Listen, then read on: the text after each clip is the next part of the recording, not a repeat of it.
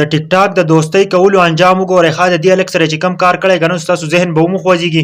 که تاسو هم ټیک ټاک کوئ په ټیک ټاک باندې د جینکو سره دوستي کوئ نو ستاسو سره هم بله ورځ داسې کېدلی شي. دا ویډیو راسره لږه مکمل وګورئ، مکمل معلومات در درکوم چې یار د دې هلک سره چې کوم کار کړی دی که نه ستا ذهن به هم وخوځېږي. ملګرو سټه چې تاسو ته نوجوان ښکاري د دې نوم مصطفی دی ملګرو. او دا چې مور و پلار ته په کومه طریقه باندې میلاو شوی دی نه په دې پسې سر و نه خپې پسې ټول جدا جدا پروت و، جدا جدا د باډي نه وه پرته وه او په ګاډۍ کې نه دی پروت او ګاډۍ چې دی نو هغه مکمل طور باندې سوی دی ملګرو. سیټه به تاسو ته د تصویر ښکاري ملګرو.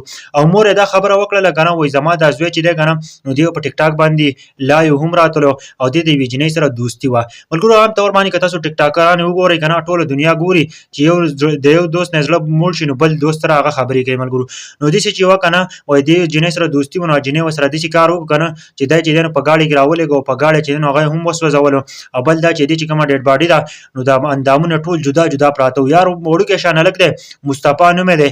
نن چې دی نو د هغه سره داسې وشوله. یار په دې ویډیو کې زمونږ د ټول لپاره ډېر زیات غټ عبرت دی.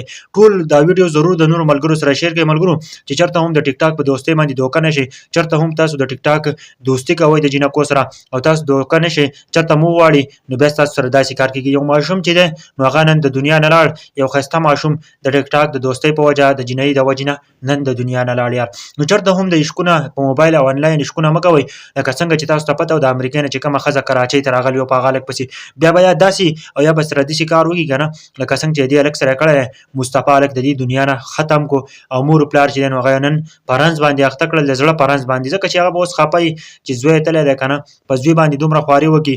بل دا چې نن سبا مور و پلار چې دي خاص کر پلاران په سعودي عرب کې په دوبۍ کې هغه خپل زامنو له موبایل راولېږي او د هغه د وجې نه چې دی نو ټوله ورځ موبایل یې ګوري. او که دلته موږ ورسره یو څو منټه ویډیو جوړوم ښکلې ویډیو به جوړو نصیحتي ویډیو به جوړو هغه ته څوک جوړ نه دي. نو فلمونه او ډرامې ډېرې زیاتې مه ګورئ او ټیک ټاک باندې دوستۍ داسې مه کوئ که نه بیا به سره داسې کېږي. دا ویډیو د نورو ملګرو سره هم شیر کړئ.